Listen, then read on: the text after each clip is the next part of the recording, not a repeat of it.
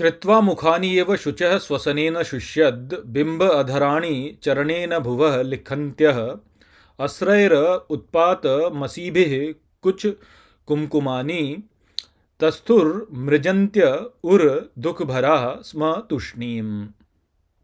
नमस्कार मित्रों, ये जो श्लोक है ये रास पंचाध्यायी के पहले अध्याय का 29वां श्लोक है, जिसे हम आज अच्छे से समझेंगे। तो आइए सबसे पहले इसके अर्थ को समझते हैं। तो जो श्लोक है वह कहता है, कृत्वा मुखान्येव शुचः श्वसनेन शुष्यद, अर्थात शोक भरा मुख करके श्वास द्वारा सूख गई। बिंब अधराणी चरणेन भुवः लिखन्त्यः, अर्थात नीचे चरणों द्वारा धरती पर चित्र बनाने लगी। अश्रैर उत्पात मसीभिः कुछ कुमकुमानी, अर्थात अश्रुओं से मासी कुमकुम से रंगे वक्ष स्थल पर आ गई।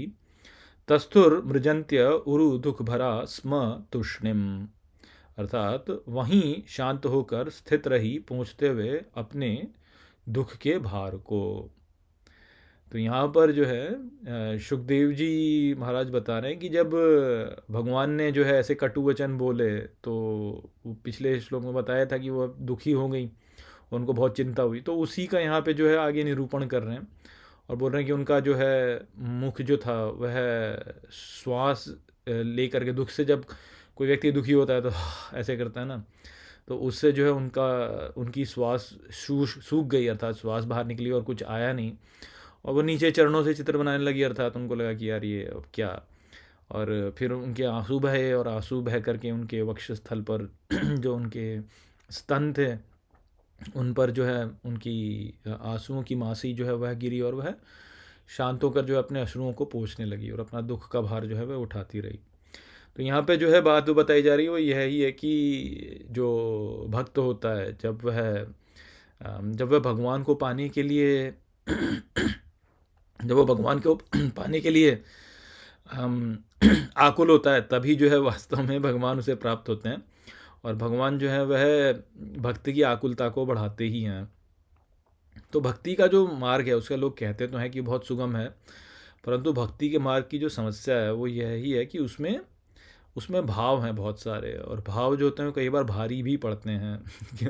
जैसे आपने फिल्मों में कई बार गाने देखे होंगे ना कि प्रेम मत करो क्योंकि प्रेम करोगे तो दुख होगा, ऐसे। तो वो जो होते हैं, वो जो गीत होते हैं उनको यदि समझा जाए, हम तो जनरली क्या सोचते हैं फिल्मों में जब देखते हैं तो हम ये सोचते हैं कि हाँ भाई हीरो हीरोइन है और उनके बीच की बात है ये, परंतु जितने भी प्रेम के गीत होते हैं उनको भगवान पे यदि लगाया जाए तो उनके बहुत अच्छे अर्थ हो जाते हैं कई बार। तो बात वही है कि वैसे तो भक्ति का मार्ग सुगम है कि उसमें आपको भक्ति के मार्ग के लिए क्वालिफाई करने के लिए आपको कुछ आवश्यकता नहीं है। ऐसा नहीं कि भाई आपको यदि भक्त होना है तो उसके लिए जो है आपको कुछ शास्त्रों का पाठ करना आना चाहिए, या आपको संस्कृत का ज्ञान होना चाहिए, या आपको इतना आपने कुछ दान पुण्य या कुछ ऐसा कुछ किया हो, ऐसी कोई आपके लिए उसके लिए जो है कोई आवश्यकता नहीं है। जैसे अन्य जो साधनाएं होती हैं उनमें होती है, तो भक्ति में वो वाली बात नहीं है कि आपको आपको कुछ करना पड़ेगा उसके लिए जो है आप क्वालिफाई हो सकें। तो यदि आप भक्ति करें तो आप उसके लिए जो है आप उसके पात्र जो हैं अपने आप ही। क्यों? क्योंकि वह प्रेम का मार्ग है, भगवान के प्रति प्रेम जो है वह दिखाया जाता है। परंतु प्रेम के साथ में जो जो उसका प्रभाव पड़ता है वह नकारात्मक भी हो सकता है, और भक्ति में इसलिए बहुत आकुलता भी होती है। भक्त को उसके थ्रू जाना पड़ता है। जैसे कहते हैं ना, अग्नि परीक्षा कहते हैं, प्रेम क्या है, आग का दरिया। ये जैसे वही क्या बोला उसमें कि ये इश्क क्या है, गालिब एक आग का दरिया और डूब के जाना, ऐसे बातें होती हैं ना। तो वही है कि क्योंकि वो प्रेम जो है वो सिद्ध करना है, तो सिद्ध करने के लिए जो है इन सब चीज़ों को, इन सब अवस्थाओं से जाना पड़ता है, व्यक्तियों को, भक्त को जाना पड़ता है। तो इसलिए वो एक भक्ति में एक जटिलता है। तो यदि आप ये कहें कि भक्ति सुगम है, तो सुगम इसलिए है क्योंकि उसके उसके पात्र सभी हैं। उसके लिए कोई विशेष आपको जो है कोई क्वालिफिकेशन नहीं चाहिए।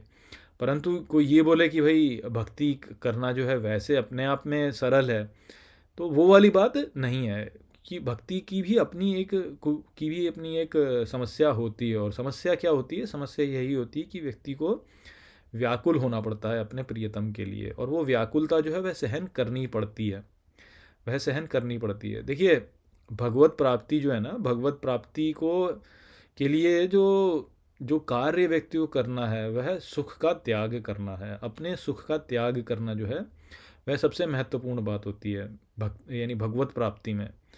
यदि हम ये नहीं करेंगे तो हम कभी भी राग और द्वेष के परे नहीं जा सकते। राग और द्वेष के परे यदि जाना है तो सुख का त्याग करना होगा, क्योंकि जो व्यक्ति सुख लेना चाहेगा उसको दुख मिलेगा ही। अभी आप देखिए, कर्तापन का भाव जो है वो अष्टावक्र गीता में चल रहा है ना, तो कर्तापन का भाव जो है वह यह ही बताता है कि जब क्रिया करोगे तो उसका जो है प्रभाव पड़ता है। तो जब हम ये चाहते हैं कि हमें सुख मिले, जब हम ये चाहते हैं कि हमें सुख मिले, तो चाहने से जो है दुख की ही प्राप्ति होती है। ये तो हमको कई कई उसमें बताया गया है, कई ग्रंथों में बताया गया है। यहाँ तक कि प्रहलाद उपदेश में भी प्रहलाद महाराज कहते हैं कि जो असुरगण होते हैं वह क्रिया तो ये सोच के करते हैं कि हमको जो है सुख मिलेगा, परंतु सुख नहीं मिलता है, उल्टा दुख ही प्राप्त होता है। तो ये जो बात है ये भक्ति पर भी लागू होती है कि यदि आप भक्ति इसलिए कर रहे हैं कि हमें सुख मिले, तो फिर उसमें दुख मिलेगा ही मिलेगा वास्तव में। तो इसलिए जो है यहाँ पे इस बात समझ में आती है कि वो जो गोपियाँ थी उनकी श्वास सूख गई और वो दुखी हुई, और वही वाली बात नहीं। अभी ये बात अगले श्लोक में भी थोड़ा इसी बात पे चला जाएगा, वहाँ पे हम और इसको थोड़ा और समझेंगे। परंतु ये बात समझिए आप कि यदि आप भक्ति ये सोच के कर रहे हैं कि मुझे सुख मिलेगा, तो फिर उसमें दुख मिलेगा ही आपको। तो यदि आप भगवान से जुड़ना चाहते हैं और भगवान से जुड़ करके आप ये सोचते हैं कि भाई भगवान से मैं जुड़ना चाहता हूँ मेरे सुख के लिए, तो मेरे सुख के लिए यदि जुड़ना चाहेंगे तो फिर उसमें दुख होगा ही। तो इसलिए भक्ति में ये चलता ही है, वास्तव में ये होगा ही कि हमको आकुलता होगी, हमको जो है भगवान के लिए एक जैसे कहते हैं कि एंग्जाइटी है ना, जैसे कि यार भगवान मिल जाएं, भगवान मिलेंगे कि नहीं मिलेंगे, तो वो एंग्जाइटी, वो एंशियसनेस, वो व्याकुलता वो होगी। और जब तक वो नहीं होगी तब तक भगवत प्राप्ति भी नहीं होगी वास्तव में भक्ति में। ज्ञान में ऐसा नहीं है, ज्ञान में आप अपने विवेक का उपयोग करके जो है शांत बैठे रह सकते हैं, परंतु उसमें भगवान की शक्ति जो है वह हमारी सहायता के लिए नहीं आती, और वो मोटिवेशन भी नहीं आता है वास्तव में। तो भगवान का एक आकर्षण है ना, तो अभी देखिए यहाँ पे यही तो हुआ, भगवान ने पहले तो आकर्षित किया और फिर बोला कि जाओ तुम वापस जाओ, यहाँ पे क्या कर रही हो, यहाँ पे ये तो सेफ नहीं है। तो वो जो व्याकुलता है वह उत्पन्न करेंगे ही भगवान, तभी जो है वह आकर्षण होगा, और वो आकर्षण जब तक नहीं होगा भगवान की ओर तब तक ये बात बनेगी नहीं। अब इसी में जो है हो सकता था कि वो वापस चले जाएं, कुछ भक्त ऐसे ही होते हैं कि उतने से संतुष्ट होकर वापस चले जाए, तो वो और गहरे में नहीं जा पाएंगे और आगे नहीं प्राप्त कर सकेंगे। जैसे जैसे जैसे कोई धनी व्यक्ति होता है, तो धनी व्यक्ति जो है वह धन के लिए, लोभी व्यक्ति आप बोले, धनी व्यक्ति मैं गलत बोल रहा हूँ, वैसे कोई लोभी व्यक्ति होता है तो उसको मान लीजिए धन का लोभ है, तो उसको जब धन मिलता है तो धन मिलने पर उसको उसका लोभ कम नहीं होता, उल्टा और बढ़ता चला जाता है, और बढ़ता चला जाता है, और बढ़ता चला जाता है। तो ठीक इसी प्रकार से भक्ति में भी भगवान के का लोभ होता है, भक्त को भगवान का लोभ होता है, और वो जो लोभ है वह बढ़ता ही जाता है, बढ़ता ही जाता है, बढ़ता ही जाता है, बढ़ता ही जाता है। तो वो व्याकुलता जो है, तो जो जो लोभी व्यक्ति है वो सदा इस बात के लिए व्याकुल रहता है कि मुझे धन मिलेगा कि नहीं मिलेगा। कितना भी धन पड़ा हो, उसके बैंक अकाउंट में करोड़ों रुपए पड़े हो, परंतु उसको फिर भी जो है लगेगा कि यार मेरे को और मिल जाए, और मिलेगा कि नहीं मिलेगा, और मिलेगा कि नहीं मिलेगा। तो वो व्याकुलता निरंतर उसके मन में रहती है ना, कि भाई मुझे धन मिले, मुझे धन मिले। तो ठीक इसी प्रकार से भक्त जो होता है उसके मन में भी भगवान को पाने के लिए व्याकुलता निरंतर होती है, निरंतर होती है, निरंतर होती है। तो होती है वो, परंतु भेद यहाँ पे क्या है? भेद यहाँ पे ये है कि धन जो है वह कभी ये नहीं कहता कि मैं तुम्हारा हूँ, किसी लोभी व्यक्ति को ये नहीं कहेगा कि मैं तुम्हारा हूँ, परंतु भगवान जो है, भगवान कहते हैं कि मैं तुम्हारा हूँ। और मरने पर्यंत धन हमारे साथ में नहीं जाता, किंतु भगवान ने कहा है कि मेरे लिए तुम जो भी करोगे वो नष्ट नहीं होता कभी भी। तो यदि हमारे मन में भगवान के प्रति लोभ और बढ़ रहा है तो वो अच्छी बात है, क्योंकि वो वो ऐसी क्रिया है जिसको जो कि वास्तव में है, यानी उस लोभ से, भगवान को प्राप्त करने का जो लोभ है, उस लोभ से हम वास्तव में कुछ प्राप्ति कर रहे हैं।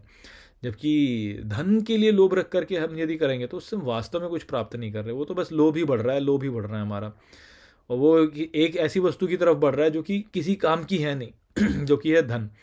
वो किसी काम की नहीं, क्योंकि मरने पश्चात वो रहेगी नहीं।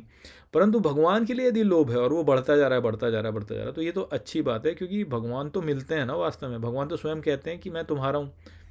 भगवान तो कहते हैं कि मैं तुम्हारा हूँ। तो यदि हम भगवान के लिए लोभ करेंगे तो हम किसी ऐसी वस्तु के लिए लोभ कर रहे हैं जो कि हम पा सकते हैं। हम धन के लिए यदि लोभ कर रहे हैं तो हम जो भी क्रिया करेंगे वो ऐसी वस्तु के लिए करें जिसे हम पा नहीं सकते, क्योंकि धन तो हम पा नहीं सकते ना। धन तो बस ये है कि अब जब तक जीवित हैं तब तक हैं, उसके पश्चात गया, और वो भी हमारी नियति में जितना है उतना ही हमें प्राप्त होगा। उससे अधिक हमें प्राप्त हो नहीं सकता। हम लोभ भले ही कितना भी कर लें धन के लिए, कितना भी लोभ कर लें, लेकिन उतना प्राप्त उतना ही होगा जितना कि हमारे प्रारब्ध में या हमारी नियति में। परंतु भगवान के साथ में ऐसा नहीं है। भगवान के लिए लोभ करेंगे तो भगवान मिलेंगे भी वास्तव में, और वो हमारी प्रारब्ध पर निर्धारित भी नहीं है। वो तो हमारा पुरुषार्थ है, और जितना हम उन्हें पाएंगे उतना ही हम पाएंगे। इसलिए तो गीता में इसलिए तो कबीरदास जी कहते हैं कि धनवान कौन है, धनवान की सब जग निर्धना, धनवंता ना कोई, धनवंता वो सो मानिए जाके राम रतन धन होए। कि जिसको भगवान का धन है वही वास्तव में धनवंता है, क्योंकि वही है जो कि वो चीज़ पा रहा है जो कि पाई जा सकती है। धन तो पाया जा नहीं सकता, तो धनवान तो वही है जिसको जो भगवान को प्राप्त कर पाता है। तो भगवान को प्राप्त करने के लिए भक्ति में जो है ये व्याकुलता होगी भगवान की प्राप्ति के लिए, तो इसलिए उसमें लोभ भी उत्पन्न होगा। लोभ भी उत्पन्न होगा उसमें, जो है दुख भी होगा उसमें, सब प्रकार के ड्रामे होंगे उसमें। तो उन सभी ड्रामों को जो है झेलना तो भक्ति में पड़ता ही। और वास्तव में देखा जाए तो रस उसी का तो है ना। उसके बिना रस क्या है? यदि दोनों ना आए तो रस कहाँ से आएगा? रस तो ऐसे ही आएगा। तो उस व्याकुलता का अपना एक अलग रस होता है वास्तव में। और क्योंकि भगवान है, भगवान के लिए है, तो इसलिए उसमें दुख उत्पन्न नहीं होता, वास्तव में सुखी उत्पन्न होता है वैसे भी। तो यहाँ पे जो गोपियाँ हैं ये भले ही दुखी वैसे दिखा रही हो, परंतु वास्तव में देखा जाए तो सुख ही है उसमें भी। उसमें भी रस ही है, उसमें भी सुखी है। अब बात वही है कि क्योंकि भक्ति में व्यक्ति ने प्रगति नहीं की होती, इस कारण से व्यक्ति इस बात को समझ नहीं पाता।